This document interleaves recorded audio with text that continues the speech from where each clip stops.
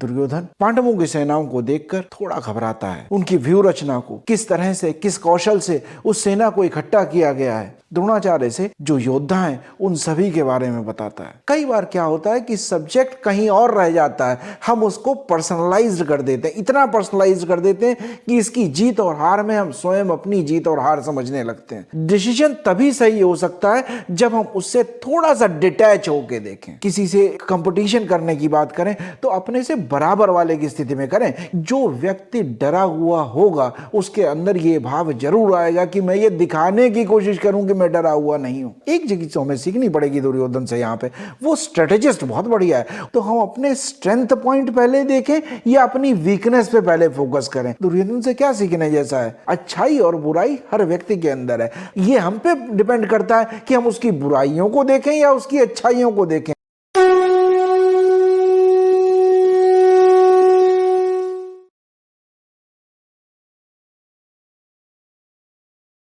धर्मो रक्षति रक्षिता। नमस्कार दोस्तों, आप सभी लोगों का बहुत बहुत स्वागत है धर्म क्षेत्र के इस नए एपिसोड में। हमने देखा अब तक कैसे दोनों सेनाएं कुरुक्षेत्र के मैदान में एक दूसरे के सामने लड़ने के लिए तैयार खड़ी हैं, और उसी समय दुर्योधन पांडवों की सेनाओं को देखकर थोड़ा घबराता है। उनकी व्यूह रचना को, किस तरह से, किस कौशल से उस सेना को इकट्ठा किया गया है, छोटी सेना होते हुए भी कितनी संगठित लग रही है, इस सबके भय के कारण अपने गुरु द्रोणाचार्य के पास जाता है। तो आगे हम देखते हैं कि और भी कौन कौन से योद्धा हैं जिनको लेकर चर्चा करता है द्रोणाचार्य से। योद्धा मन्युश्च विक्रांत उत्तमौजाश्च वीर्यवान सौभद्रो द्रौपदेयाश्च सर्व एव महारथा। वो बताता है, कहता है उस तरफ युद्ध करने के लिए युधामन्यु आया हुआ है।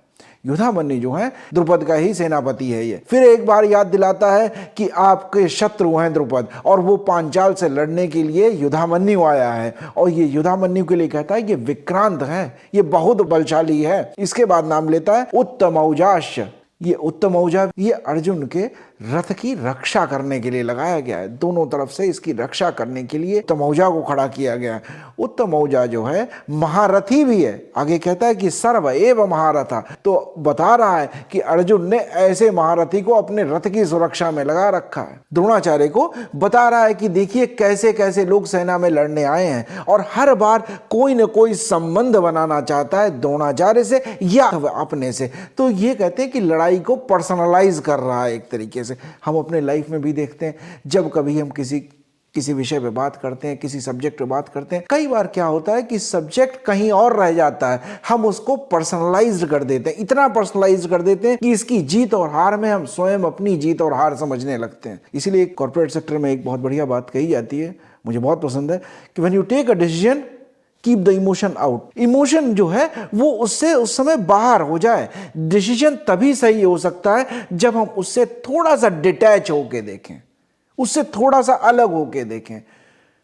लेकिन यहां ये लड़ाई को एकदम पर्सनल बना देना चाहता है। ये चाहता है कि द्रोणाचार्य किसी पर थोड़ा सा भी दया की भावना रखें। ये ना सोचें कहीं कि इस युद्ध में मुझे क्यों लड़ना है, ये युद्ध तो दो भाइयों के बीच में है, एक परिवार के बीच में है, मुझे ना तो राजा बनना है, मैं क्यों इस युद्ध को लड़ूं। इसलिए वो द्रोणाचार्य को उकसा रहा है कि वो युद्ध के लिए एकदम पर्सनलाइज होकर सोचें। देखें कि वो द्रुपद जो है, वो द्रुपद खुद लड़ने आया है, द्रुपद का पुत्र जो है वो सेनापति है, द्रुपद की सेना का जो सेनापति है वो भी युद्ध करने के लिए मेरे सामने आके खड़ा हो गया। इसके बाद किसका नाम लेता है? सौभद्र, सुभद्रा पुत्र अभिमन्यु का नाम लेता है। बताता है ये आपके शिष्य का पुत्र है। ये बताता है कि ये जो कृष्ण यहां बैठे हैं इनकी बहन का पुत्र है, अर्जुन और सुभद्रा का पुत्र है। इसको सिखाया है कृष्ण ने, और आज ये भी युद्ध के मैदान में आके खड़ा है। उसने युद्ध में बहुत शौर्य दिखाया, इसलिए सबसे पहले नाम लिया सौभद्र का, अभिमन्यु का नाम लेता है। फिर इसके बाद कहता है द्रौपदेयाश्च, द्रौपदी के पुत्र। पांचों पांडवों से द्रौपदी के 5 पुत्र हुए, प्रतिबंध, श्रुतसोम, श्रुतकर्मा, शतानीक और श्रुतसेन। और फिर आगे कहा द्रौपदेयाश्च, द्रौपदी के पुत्र के अलावा भी कौन है वो? भीम और हिडंबा का पुत्र घटोत्कच भी लड़ने आया है, अर्जुन और चित्रा का पुत्र ईरावान भी लड़ने आया। तो ये सब पुत्र भी जो पांडवों के हैं वो भी इस युद्ध में लड़ने आए हैं। सोचिए कैसा वहां माहौल होगा कि भीष्म पितामह जैसे वो भी खड़े हुए हैं, वयोवृद्ध पुत्र, उनके पौत्र, उनके पौत्रों के पुत्र, कितनी बड़ी पूरा परिवार आ गया आज युद्ध लड़ने के लिए। और सबके लिए क्या कहा कि ये जो सबके मैंने नाम लिए हैं ये सर्व एव महारथा, ये सबके सब महारथी हैं। एक कहावत बहुत फेमस है, everything is fair in love and war. लेकिन भारत में वॉर में हर चीज फेयर नहीं मानी गई थी। युद्ध हमेशा एक नियम से लड़ा गया। युद्ध किसके साथ लड़ा गया? अगर पुराने इतिहास को देखा जाए तो कहा जाता है कि जब मेगास्थनीज जब भारत आया था तो उसने देखा कि दो राजाओं के बीच में युद्ध हो रहा है, लेकिन वहीं पे कुछ किसान खेत में काम कर रहे हैं, कुछ लोग वहां जा रहे हैं, कोई किसी को डिस्टर्ब नहीं कर रहा। जिनका काम युद्ध लड़ना है वो अपना युद्ध लड़ रहे हैं। आम जनता जिसका युद्ध से कोई मतलब नहीं है वो नहीं लड़ेगा। तो इस तरह युद्ध के लिए बहुत से रूल्स थे। महाभारत का भी जब युद्ध शुरू हुआ तो बहुत से रूल बनाए गए। भीष्म पितामह यूं ही नहीं तैयार हो गए सेना का नेतृत्व करने के लिए। भीष्म पितामह तैयार नहीं हो रहे थे। उन्होंने कहा मेरी कुछ शर्तें हैं, मैं वो शर्तों पे ही अगर युद्ध होगा तो ही मैं युद्ध में सेनापति का दायित्व लूंगा। भीष्म पितामह ने कहा कि मैं उस किसी व्यक्ति पे अस्त्र नहीं चलाऊंगा, उसके साथ युद्ध नहीं करूंगा जो अपने हथियार मेरे समक्ष रख दे, जो क्षमा मांग ले, जो प्राणदान मांग ले। मैं उस पे भी वार नहीं करूंगा जो पीठ दिखा के भाग जाए। मैं उस पे भी वार नहीं करूंगा जो स्त्री के वेश में आ जाए या कभी स्त्री रहा हो। मैं उस पे भी वार नहीं करूंगा जो किसी का इकलौता पुत्र होगा।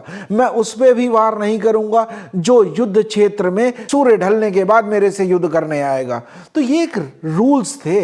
इसीलिए इसको कहा गया कि धर्म युद्ध। कि युद्ध का मतलब ये नहीं है कि बस मारना ही कर्तव्य है, ऐसा नहीं है। धर्म के साथ नीति हमेशा रहे, न्याय हो। तो इस तरह से महारथी होते थे।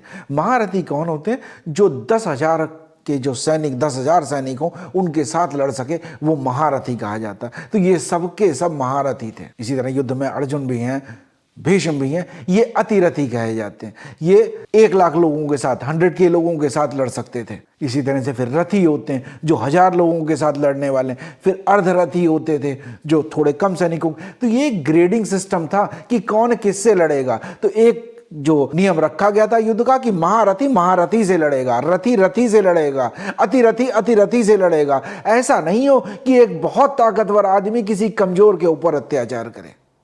युद्ध में भी नियम का पालन हो। युद्ध का मतलब यह नहीं है कि अन्याय करने का अवसर मिल गया है। जब हम आज के जीवन में भी देखते हैं किसी से एक कंपटीशन करने की बात करें तो अपने से बराबर वाले की स्थिति में करें कि जो हमसे शक्ति में बराबर है, जो हमसे बुद्धि में बराबर है, साधनों में हमारे से बराबर है, उसके साथ अगर कंपटीशन किया जाए तो वो एक हेल्दी कंपटीशन कहलाएगा। जैसे आप देखते हैं कि कुश्ती का कंपटीशन होता है ओलंपिक्स में, तो एक कैटेगरी बनाई जाती है। ऐसा नहीं कि 90 किलो का आदमी 40 किलो के आदमी से लड़ने चला गया तो वो अपने वजन का ही उसको बेनिफिट मिल जाएगा। ये बराबर का युद्ध नहीं हो पाएगा। तो भारत में युद्ध के लिए नियमावली थी कि नियम थे कि कैसे युद्ध किया जाए। युद्ध का मतलब ये नहीं है कि आपके सामने व्यक्ति आया और मार दिया गया, ऐसा नहीं हो। तो ये महारथी थे, रथी थे, अतिरथी थे, इन सब के बारे में बताता है। लेकिन जब द्रोणाचार्य से बात कर रहा है दुर्योधन तो दो लोगों की बात हो रही है। राजा है, राजा कहा गया उसे, दुर्योधन के कारण युद्ध हो रहा है। वो इतनी चर्चा करने गया तो और भी जो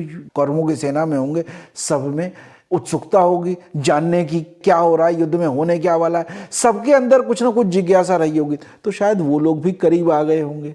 लेकिन अब दुर्योधन को लगने लगा कि ऐसा नहीं है कि मैं विरोधियों की, पांडवों की सेना की इतनी बड़ाई कर दूं कि हमारा मोरल ही डाउन हो जाए। दुर्योधन ये भी सोच रहा है कि ऐसा नहीं कि द्रोणाचार्य ये समझ लें कि मैं डर गया हूं। जो व्यक्ति डरा हुआ होगा उसके अंदर ये भाव जरूर आएगा कि मैं ये दिखाने की कोशिश करूं कि मैं डरा हुआ नहीं हूं। कई लोगों को होता है कि अंधेरे में चलने की आदत नहीं होती। अगर किसी गली में जा रहे हैं और अंधेरे में हैं तो वो कुछ नहीं होगा, गाना ही गाने लगेंगे। उन्हें लगे ना चाहिए कि हमारे पास कोई है, तो वो ये दिखाने का प्रयत्न करेंगे कि मुझे डर नहीं लग रहा इस अंधेरे से। कि जब कभी डर का भाव होता है तो उसको ओवरकम करने के लिए हम अपने आप को प्रोत्साहित करते हैं कि देखिए अगर ये नहीं है हमारे पास तो और क्या क्या है हमारे पास। तो ये उत्साह लाना चाहता है सब में। तो वो अब अपनी सेना के बारे में बताना चाहता है द्रोणाचार्य को। ऐसा नहीं है कि द्रोणाचार्य ने अपनी सेना नहीं देखी। अभी हमने जो पिछले जो श्लोक देखे, श्लोक 3 से लेकर 6 तक, वहां उसने पांडवों की सेना की बात बताई, लेकिन यहां से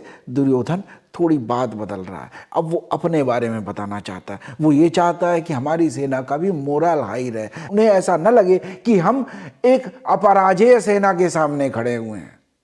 तो क्या कहता है, अस्माकं तो विशिष्टाये तान्निबोध द्विजोत्तमं नायका मम सैन्यस्य संज्ञार्थं तान् ब्रवीमि। अस्माकम मतलब हमारी तरफ, तो विशिष्टा, बहुत विशिष्ट लोग, बहुत बलशाली शक्तिशाली जो मैटर करते हैं, उनका होना युद्ध में निर्णय बदल सकता है, ऐसे लोग हमारी तरफ भी हैं। और क्या कहता है, द्विजोत्तम, आचार्य को अपने कहता है, द्रोणाचार्य को कहता है कि आप तो द्विजों में उत्तम हैं, ब्राह्मणों में सर्वोत्तम ब्राह्मण हैं, सबसे श्रेष्ठ हैं आप।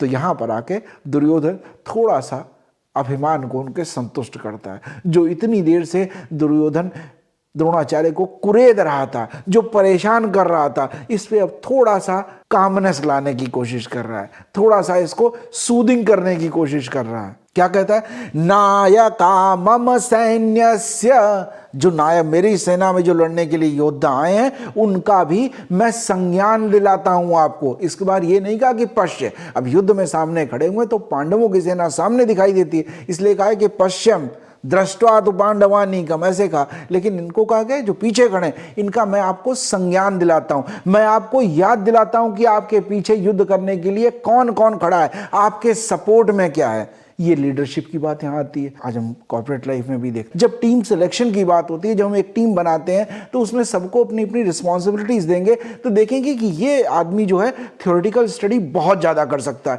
तो इसको हम थ्योरेटिकल काम कुछ दें। ये व्यक्ति है, इसका इंटरेस्ट है कि उसको प्रैक्टिकल आदमी है, तो उस व्यक्ति को अगर थ्योरेटिकल स्टडी दे दी तो वो काम नहीं बनेगा। तो जो साधन जो हैं वो कैसे हैं, क्या क्या साधन अवेलेबल हैं, ये लीडरशिप की क्वालिटी होती है कि लीडरशिप उन सभी साधनों को अपनी टीम को बता सके, समझा सके और उनको यूज में लाने का तरीका बता सके। तो लीडर जो है वो सामने वाले के विरुद्ध में जो है, जो आपका कंपटीटर है, मार्केट में जो आपका कंपटीटर है, उसके बारे में भी एक एनालिसिस करता है, कंपटीटिव एनालिसिस करता है कि बताता है कि उसके स्ट्रेंथ एरियाज ये हैं, उसके स्ट्रॉन्ग एरियाज ये हैं, और इनको एक तरफ रखा फिर बताएगा हमारे स्ट्रॉन्ग एरियाज ये हैं, तो हमारी स्ट्रेटजी कैसी होनी चाहिए। तो दुर्योधन को कहीं ये लगा कि शायद मैंने कंपटीटिव एनालिसिस तो कर ली है, लेकिन मैंने अपनी टीम का कहीं मोरल डाउन तो नहीं कर दिया, कहीं ये ऐसी तो नहीं हो गई कि युद्ध लड़ने की इच्छा इनकी खत्म हो गई कि हम तो हार ही जाएंगे। तो दुर्योधन अपने पक्ष के बारे में भी बताता है, अपनी एनालिसिस भी करता है, अपने स्ट्रेंथ पॉइंट्स भी बताता है।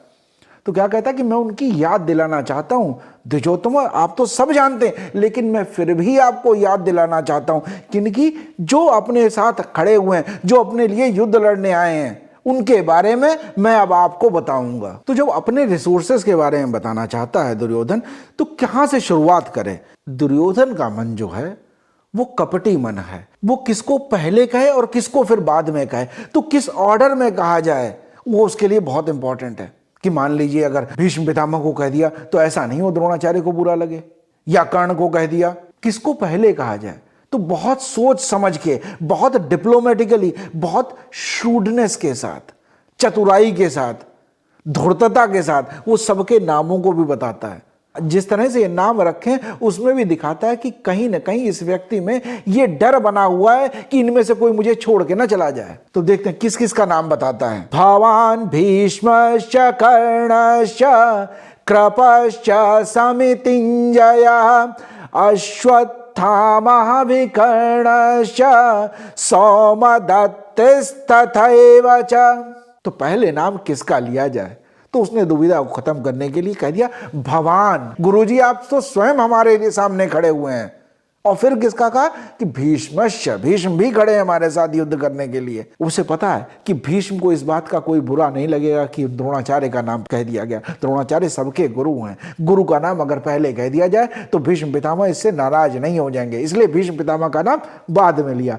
देखिए कितनी श्रूडनेस है, ये व्यक्ति की अंदर की धूर्तता भी दिखाई दे रही है। दुर्योधन की जो धूर्तता है उसके मन में वो दिखाई दे रहा है, जो कपट भाव है वो दिखाई देता है इसमें। फिर कहता है कर्णश्च, कर्ण भी खड़ा है, तो याद दिलाना चाहता है कि कर्ण भी युद्ध करेगा।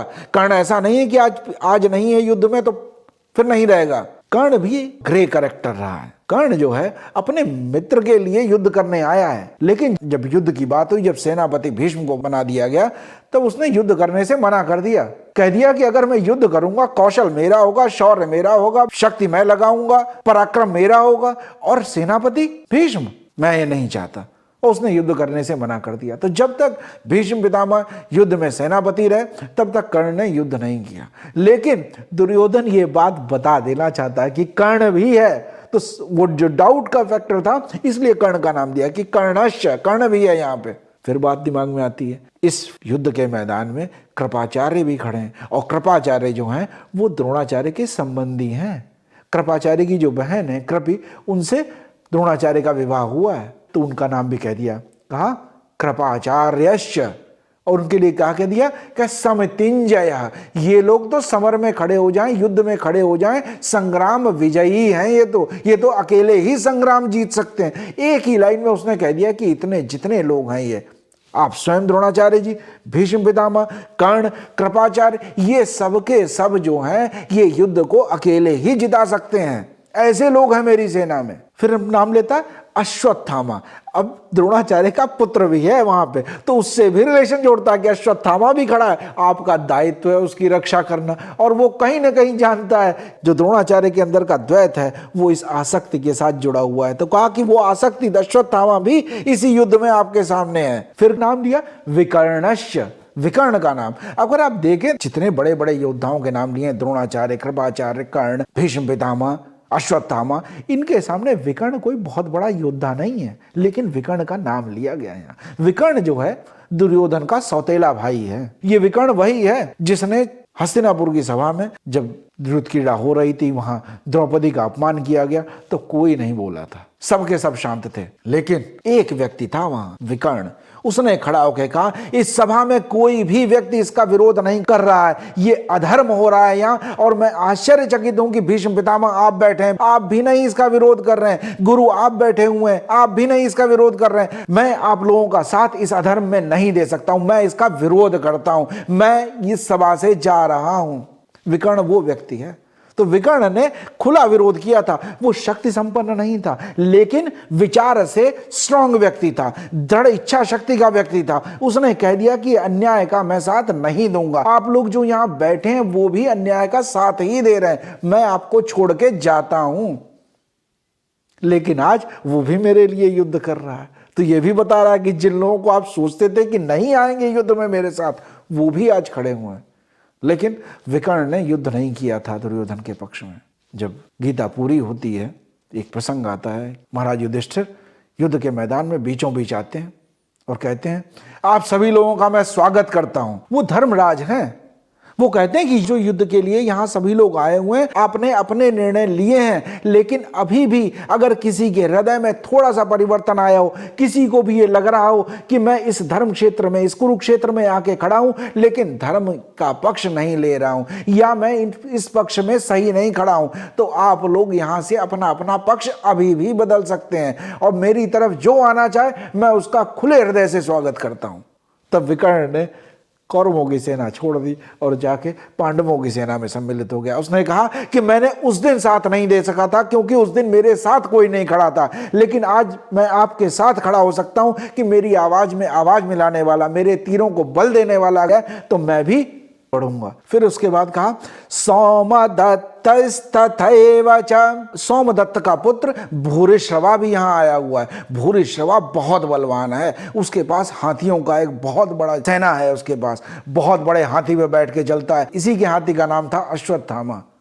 जिसको भीम ने मारा था। भीम ने अश्वत्थामा हाथी को भी मारा था और भूरिश्रवा को भी मारा था। तो वो अपने सभी योद्धाओं को बताता है कि ये योद्धा यहाँ से आए हुए हैं हमारे साथ, हमारी सेना किसी तरह से कमजोर नहीं है। जैसा मैंने पहले कहा था कि महाभारत में द्वापर में जो कैरेक्टर्स हैं ग्रे कलर के हैं, ब्लैक एंड व्हाइट में आप इनको नहीं रख सकते कि ये अच्छा है ये बुरा है। ऐसी कैटेगराइजेशन इनका करना बड़ा मुश्किल है। तो दुर्योधन से भी हमें लगता है कि दुर्योधन से क्या सीखने जैसा है, दुष्ट है, पापी है, अत्याचारी है, अन्यायी है, अन्याय करने वाला है।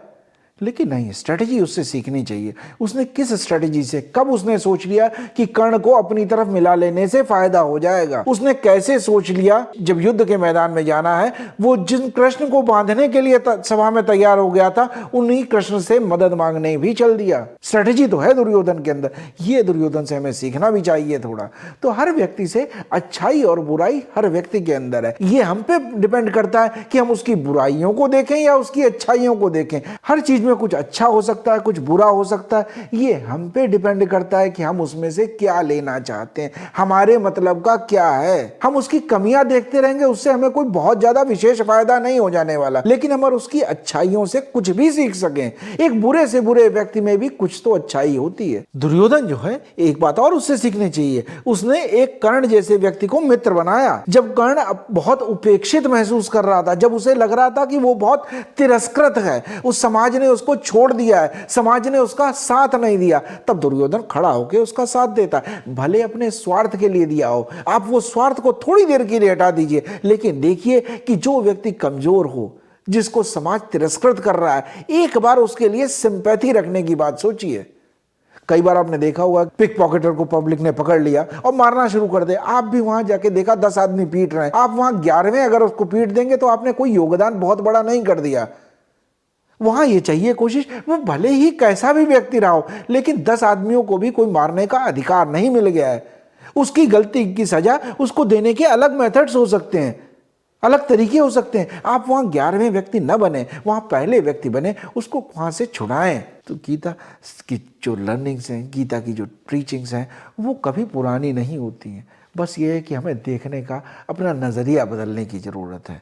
गीता से हम आज भी बहुत कुछ सीख सकते हैं। हर एक कैरेक्टर हमें कुछ ना कुछ बताता है। और देखेंगे आगे कौन कौन से कैरेक्टर्स आते हैं, क्या किसके अंदर क्या भावना चल रही है। बहुत ज़रूरी है कि हम एक एक कैरेक्टर को ऐसे देखें कि वो कैरेक्टर हमें अपने जीवन में कहाँ दिखाई देते हैं, और जीवन में कहाँ दिखाई देते हैं इससे बहुत ज़्यादा ज़रूरी है कि वो अपने अंदर कब आ जाते हैं। वो सब हमारे अंदर आ जाते हैं। कभी हम बहुत बड़े स्ट्रेटेजिस्ट हो जाते हैं, लेकिन धूर्तता आ जाती है। कभी हम किसी को क्रेडिट देना चाहते हैं तो सोचते हैं कि इसका नाम पहले लूं या इसका नाम पहले लूं। तब दुर्योधन हमारे अंदर उत्पन्न हो रहा है। हम पहचान सकें उस दुर्योधन को, सरलता आ सके, थोड़ी सहजता आ सके हमें, इसको जानने के लिए, ये सहजता जीवन में आ सके, इसीलिए हमें गीता समझना जरूरी है, गीता को जानना। ये पहला चैप्टर हमें सब कैरेक्टर्स के बारे में ही बताता है कि कौन कौन लोग युद्ध क्षेत्र में आए हैं।